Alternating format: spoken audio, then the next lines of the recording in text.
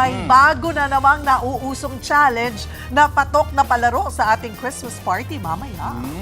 Pati nga ang mga kapatid natin sa umaga abay kumasa sa The Whitney Challenge. Ano ba itong Whitney Challenge na ito?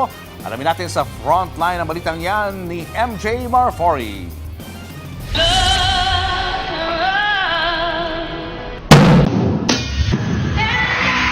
Kabi-kabila ang Christmas party at reunion. At kung wala pa kayong lineup ng games, idagdag nyo na ang The Whitney Challenge.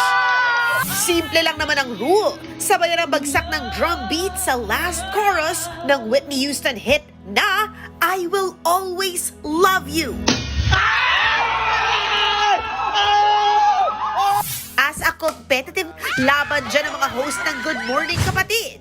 Sunod-sunod na olats hanggang sa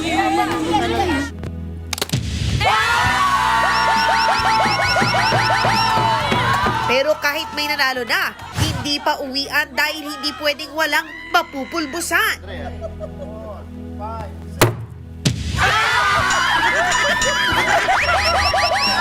Sabi ng mga sumubok, mahirap raw tsambahan ang bagsak ng drums. Pero para sa bagets na ito, parang carry naman. Kung hindi man sa reunion party nyo, pwede ring hubby and wife challenge ito. Paalala lang sa mga mister, huwag na huwag tatawanan ng misis nyo kapag sumablay sa palo.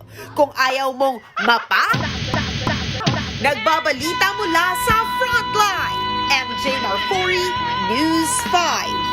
Mga kapatid, Cheryl Cosing po. Maging maalam at may pakialam sa mga napapanahong issue at headlines. Mag-follow at mag-subscribe na sa social media pages ng News 5.